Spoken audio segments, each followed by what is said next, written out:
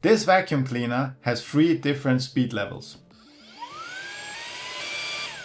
My goal is to control the speed levels with a potentiometer. How can we do this? Well, first we need to open it up, of course.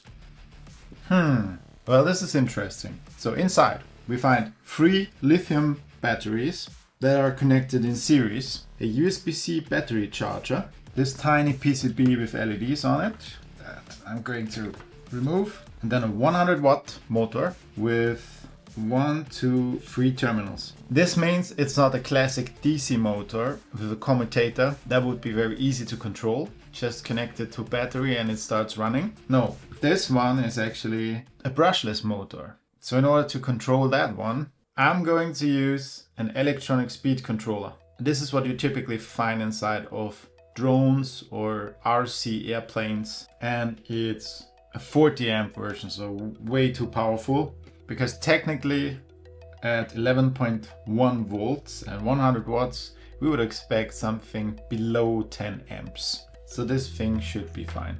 It's also important to double check that it works with 3S, so it works from 2 to 4S, the number of lithium batteries. In this case we have 3, so this will be fine. Here are 3 terminals that will be soldered to this motor, and then a battery connector that I need to swap to this one. And the whole thing will be controlled by pulse width modulated signal that follows the same standard that servo motors follow. Let's first do the electronics. So let's remove this. Here everything is integrated into this one nice PCB, but unfortunately I would have to replace the firmware of this microcontroller here. I have no idea which microcontroller it is, and so the quickest way is to just remove it and replace the whole thing with this.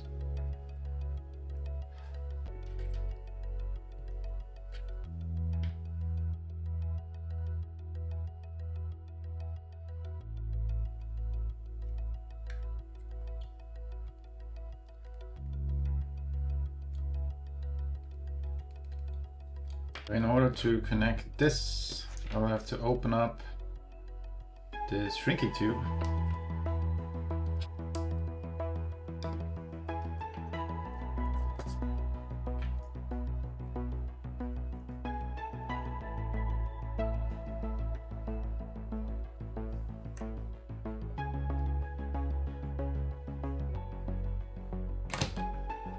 I will also quickly check if black really is ground in this case.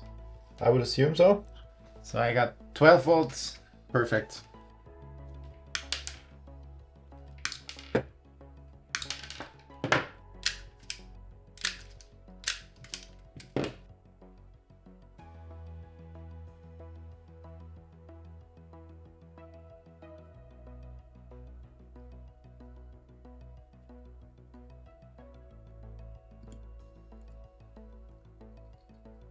Moment of truth. If I now connect the ESC to the battery, it should move the motor just a little bit, or everything will just blow up.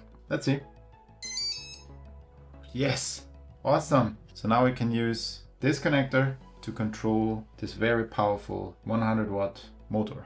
One thing to keep in mind is that there is a BEC, I think it stands for battery elimination circuit, which doesn't eliminate this battery. It feeds back 5 volts on this cable here, and so it eliminates the need for a battery on the RC receiver inside of the aircraft. In old models you had to use a secondary battery for the receiver, and that one acts as power supply for the receiver, which is pretty nice. We have to be careful not to feed this back into the Arduino and connect it to my MacBook at the same time, because that could lead to problems, as you can imagine. So the pins on this connector are usually ground, 5 volts, and then the signal. Let's jump right into the Arduino IDE. Servo knob. This is exactly what we need. Controlling a servo position using a potentiometer. This is not a servo, but it's controlled in the same way. So This should be fine. They put a potentiometer on A0 and then attach the servo to pin 9. So this is great. Let's do this. And you know what? I'm going to use this Arduino clone with a quickly replaceable Arduino chip. Because if something goes wrong, I can just swap out the chip. I don't want to burn my Arduino Uno. Do it. The great thing is we should now be able to power this Arduino using this connector right here, pin 9. Yes! So the Arduino clone is now powered by this. And now all we need is a potentiometer on pin A0. One side of the potentiometer is connected to ground. The other side is connected to 5 volts. And then the potentiometer is connected to A0 and nothing works. Let's restart.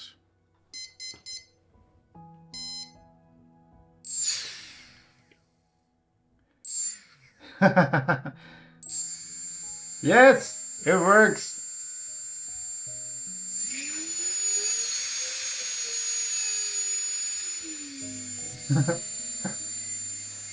This is great.